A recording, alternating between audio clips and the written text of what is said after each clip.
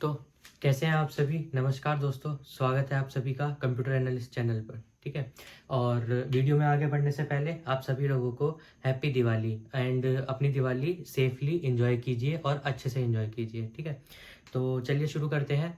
आज है हमारी नेक्स्ट वीडियो स्टैटिस्टिक्स के ऊपर, जहां पर हम क्या पढ़ने वाले हैं, काइंड ऑफ डेटा, यानी कि स्टैटिस्टिक्स पढ़ते समय हम किस किस तरीके के डेटा में डील करने वाले हैं। उस डेटा को हमने क्या करा, एक कैटेगरी में डिवाइड कर दिया और उस कैटेगरी की एक प्रॉपर डेफिनेशन आपको आज मैं समझाने जा रहा हूँ। और ये पता चलेगा हमें कि उस कैटेगरी की जो डेफिनेशन है उसको पहचान कैसे करें और कैसे मैं ये चीज़ फाइनल करूँ कि कौन से टाइप के डेटा में मेरे को अपने डेटा को रखना है। ये ज़रूरी क्यों बनता है, ज़रूरी इसलिए बनता है क्योंकि अभी आने वाले टाइम में हम जितने भी स्टैटिस्टिकल मेथड्स पढ़ने वाले हैं अपने किसी भी डिसीजन मेकिंग की तरफ बढ़ते समय, तो वहाँ पर मेरे लिए ज़रूरी हो जाता है कि मुझे पहले पता हो कि मेरे पास जो डेटा स्टोर्ड है वो किस टाइप का डेटा है। क्योंकि दोनों तरीके के डेटा को स्टडी करने के लिए, उनके ऊपर कुछ ना कुछ कैलकुलेशन अप्लाई करने के लिए मेरे को पता क्या नाम है, अलग अलग तरीके के फॉर्मूले लगाने हैं। ठीक है, तो फॉर्मूलाज अलग है, उनकी इंटरप्रिटेशन अलग है, उनका मीनिंग्स अलग है। ठीक है,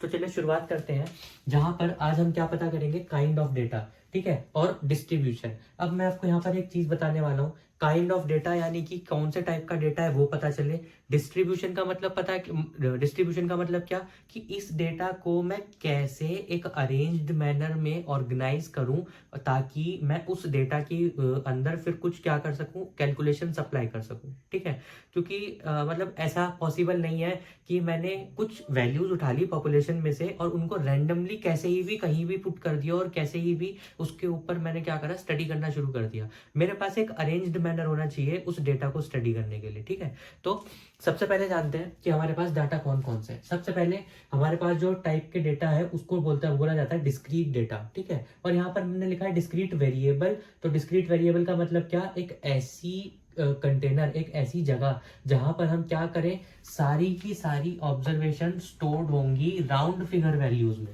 अब राउंड फिगर वैल्यूज, ये मैथमेटिक्स का राउंड फिगर वैल्यूज है, जहां पर मेरे पास जितनी भी वैल्यू है वो विदाउट पॉइंट यानी विदाउट डेसिमल होनी चाहिए। ठीक है, तो जैसे कि एज ऑफ अ पर्सन, की किसी पर्सन की एज क्या है। ठीक है, अब आप सब लोगों के मन में आएगा कि एज तो सर हम ये भी बोल सकते हैं कि कोई बंदा 18 साल 4 महीने का है। ठीक है, चलो मैंने आपकी बात बड़ी करी, लेकिन अगर मैं बात करता हूं कि जब भी हमें किसी भी ऑफिशियल डॉक्यूमेंट में अपनी एज लिखनी होती है, ठीक है, तो वहां पर मैक्सिमम जगह तो ये होता है कि आपको जो अपनी एज लिखनी है वो बतानी है एग्जैक्ट राउंड फिगर वैल्यूज में।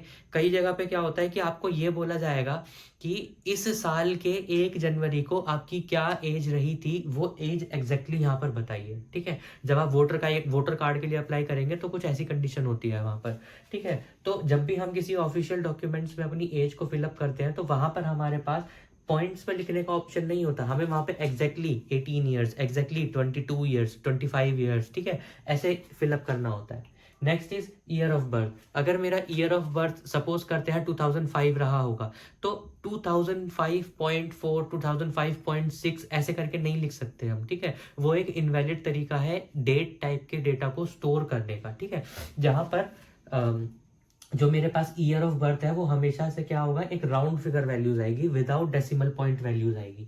Third is number of student in a class. ठीक है, कि जैसे आप अभी जिस क्लास में पढ़ते हैं उस क्लास में भी नंबर ऑफ स्टूडेंट्स मेरे पास जितने भी होंगे वो एक फिक्स रहता है, राउंड फिगर वैल्यूज रहेंगी। ठीक है, अगर किसी क्लास में 30 स्टूडेंट्स हैं तो वो एग्जैक्टली 30 ही बोला जाएगा, 30.0 भी नहीं बोला जाएगा। ठीक है, क्योंकि 0.0 का मतलब क्या, यहाँ पर हर एक इंडिविजुअल को एक काउंटिंग दी जा रही है। ठीक है, तो 30.5, 30.2, यहाँ पे जो 0.2, 0.5 है वो कोई सेंस ही नहीं बनाएगा। ठीक है, तो मतलब पॉसिबल ही नहीं है ऐसे टाइप के डेटा को डेसिमल वैल्यूज में स्टोर करना।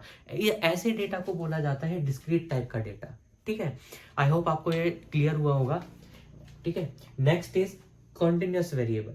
कॉन्टिन्यूस वेरिएबल क्या होता है, all observation consisting of either decimal values, या तो डेसिमल वैल्यूज हो, पॉइंट्स में हो आंसर, या फिर रेंज वैल्यूज हो। ठीक है, अब आप बोलोगे रेंज वैल्यूज मतलब क्या, रेंज का मतलब होता है difference between maximum value to minimum value. तो अब आप बोलोगे अभी भी समझ नहीं आया। ठीक है, अगर मैं कहता हूं कि मेरे पास एज है, ठीक है, और इनकम है, कुछ लोगों की, ठीक है। तो अब मान लो 22 साल के लोग कितना कमाते हैं, 23 साल के, 24 साल के, 25 साल के, ऐसे अगर करके हम अगर अपना डेटा को स्टोर करने लगे तो बहुत ज़्यादा बड़ा कॉम्प्लेक्स और अनरिलायबल टाइप का डेटा बनेगा, ठीक है। तो हम क्या करते हैं कि सपोज करते हैं 5 ईयर टू 15 ईयर्स तक के जो स्टूडेंट्स हैं उनकी इनकम क्या है, इनकम सोर्स क्या है। 15 से लेके 25 तक के स्टूडेंट्स का जो इनकम सोर्स है वो क्या रही होगी।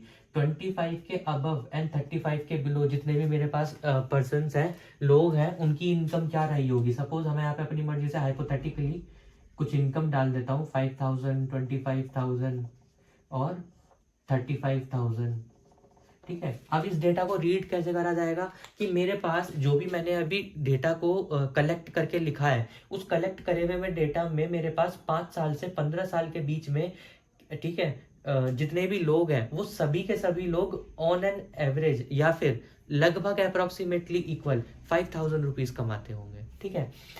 15 ईयर्स से 25 ईयर्स के बीच में जितने भी मेरे पास लोग हैं वो सब 25,000 रुपीज कमाते हैं। 25 से 35 की एज के जितने भी लोग हैं वो सारे 35,000 रुपीज कमाते हैं, ठीक है। ये डेटा को इसको रीड करने का तरीका, पढ़ने का तरीका है, ठीक। तो अब कुछ एग्जाम्पल कॉन्टिन्यूस टाइप के वेरिएबल के कि वो क्या होते हैं, ठीक है। जैसे कि अगर मैं किसी की हाइट स्टोर करना चाहता हूँ, ठीक है, तो एग्जैक्टली हाइट कैसे होती है, 5 फीट 7 इंचेस, 170 सेंटीमीटर्स, 170.5 सेंटीमीटर, ठीक है। तो अलग अलग यूनिट्स है और अलग अलग मेरे पास उसको कन्वर्जन करने के तरीके। लेकिन ये सारा डेटा एग्जिस्ट करेगा कैसे, पॉइंट में। क्यों, अगर आप कोई भी एक वेटिंग मशीन उठाकर देखते हो, ठीक है, चाहे आप जनरली एक किराना स्टोर पे जाते होगे, किसी सुपरमार्केट में जाते होगे, तो वेटिंग मशीन में हमेशा क्या होता है, अगर आपके पास एग्जैक्टली 1 किलो का कोई सामान है भी, वो फिर भी जानबूझ के उसके आगे क्या करता है, पॉइंट के बाद 2 जीरो जरूर दिखाता है। क्यों, क्योंकि वो मेरा एक जनरलाइज्ड मेथड है इस दुनिया में कि मैं किसी भी चीज का अगर वेट निकालूंगा तो वो कंपलसरी है, मैं पॉइंट के बाद 2 डिजिट्स तो लू ही लूं, ठीक है। तो ऐसी चीजें जो कि कंपलसरी बन जाती है, या तो क्या करना, डेसिमल वैल्यूज में स्टोर करना, नहीं तो रेंज वैल्यूज के अंदर स्टोर करना। उन सभी टाइप के डेटा को स्टोर जब हम करेंगे तो उस टाइप के डेटा को क्या बोला जाएगा, कॉन्टिन्यूस टाइप का डेटा, ठीक है। और ऐसी जगह जहां पे उन्हें रखेंगे तो कॉन्टिन्यूस वेरिएबल, ठीक है।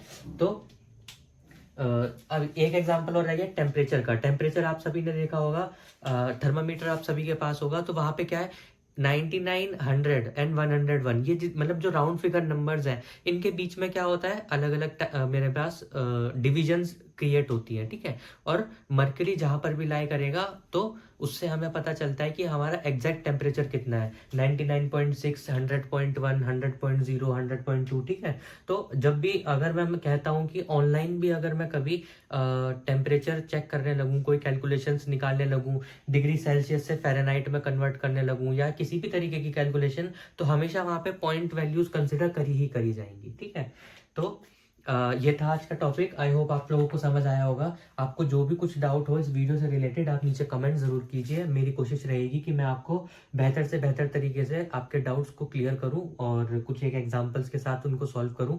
और वीडियो को शेयर कीजिए, लाइक कीजिए और ज़्यादा से ज़्यादा अपने दोस्तों को शेयर कीजिए, okay. And once again happy Diwali, enjoy and but safely. Thank you.